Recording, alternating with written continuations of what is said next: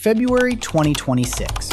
The United States and Israel execute what the Pentagon calls Operation Decapitation. In a single night, 900 precision strikes illuminate the Iranian sky. The nuclear facilities at Natanz and Fordo are reduced to smoldering craters. The Iranian Air Force is neutralized before a single jet can leave the tarmac. To the casual observer watching CNN, it looks like a total military victory, a repeat of Baghdad 2003, or perhaps even more clinical.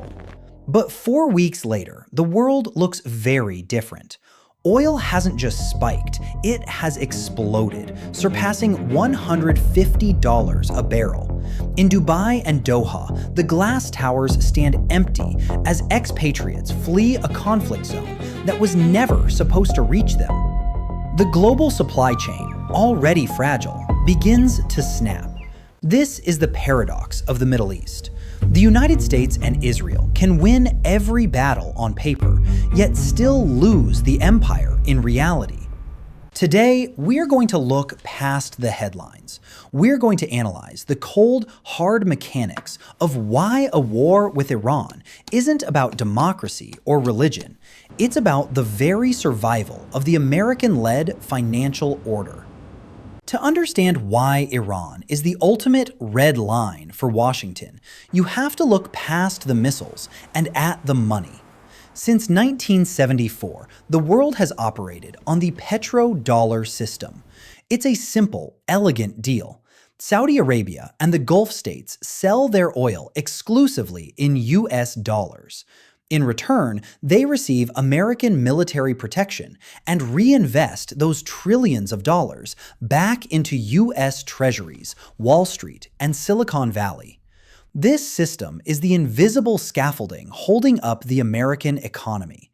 It allows the US to run massive deficits because the rest of the world needs dollars to buy energy. Iran is the only major energy producer that has spent 40 years outside this system. They don't just defy Washington, they provide a blueprint for a post-dollar world. For Israel, Iran represents an existential security threat. But for the United States, Iran represents an existential financial threat. If Iran succeeds in creating an alternative energy market, integrated with China and Russia, the petrodollar cracks. And if the petrodollar cracks, the American lifestyle, funded by debt, disappears. That is the real reason for the maximum pressure campaigns. It's not about what Iran is building in a lab, it's about what they are doing to the global ledger. In the world of geopolitics, good and evil are marketing terms used to sell wars to the public. If we look at the facts through the lens of realpolitik, every player is making rational choices based on their own survival. Washington sees itself as the guarantor of global stability.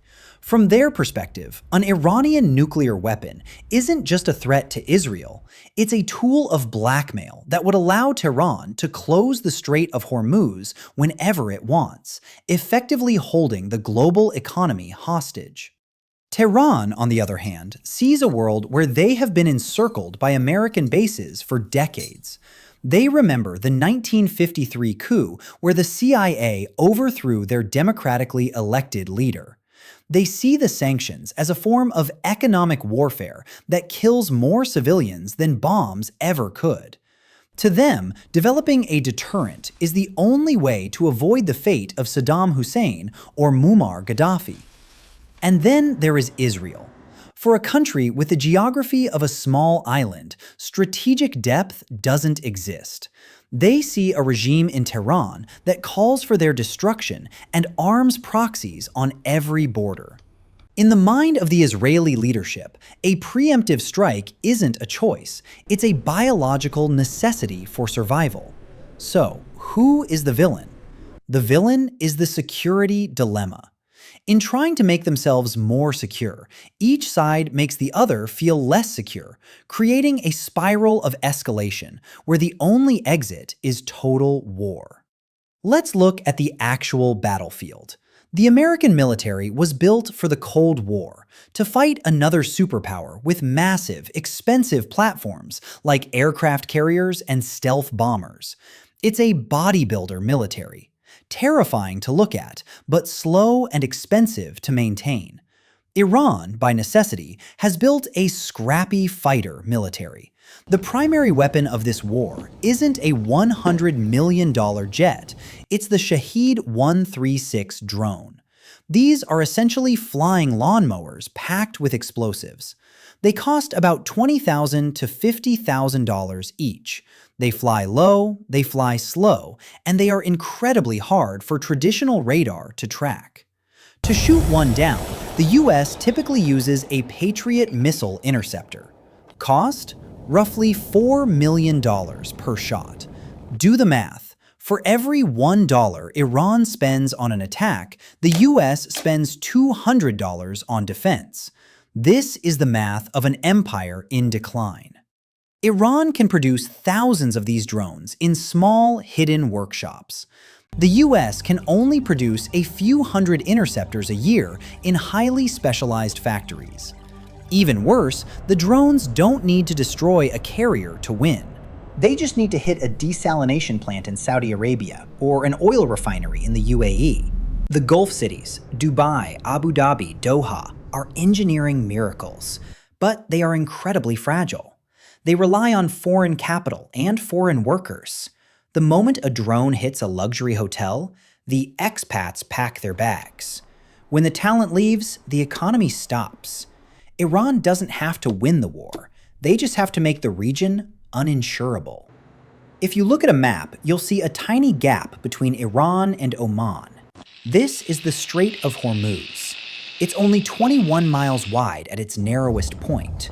Through this tiny hallway passes 20% of the world's petroleum and 30% of its liquefied natural gas every single day. In any conflict, Iran's first move is to close the door. They don't need a massive navy to do this. They have thousands of naval mines, swarms of fast attack boats, and anti-ship missiles hidden in the coastal mountains. If the strait closes for even 2 weeks, the global economy suffers a heart attack. Japan gets nearly all its oil through this strait. India gets 45%. China is the largest buyer. By attacking Iran, the US inadvertently forces China to intervene to protect its energy security. Suddenly, a regional conflict becomes a global confrontation. This is the trap that Washington is terrified of.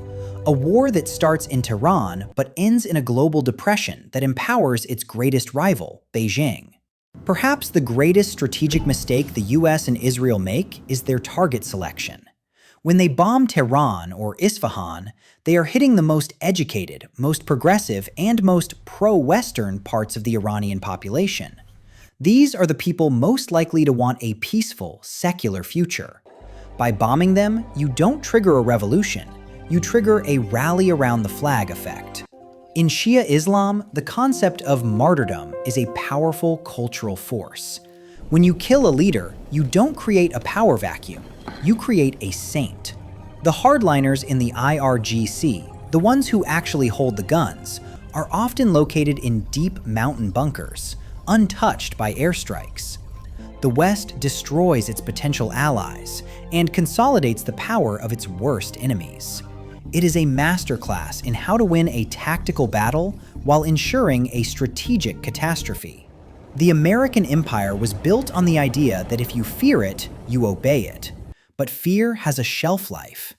What happens when a nation like Iran decides that the cost of surrender is higher than the cost of war? A war with Iran wouldn't end with a mission accomplished banner on an aircraft carrier. It would end at the gas pumps in Ohio, where people can no longer afford to drive to work. It would end in the collapse of the insurance markets in London.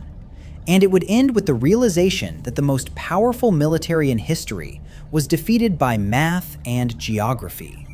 History tells us that empires founded by war must maintain themselves by war.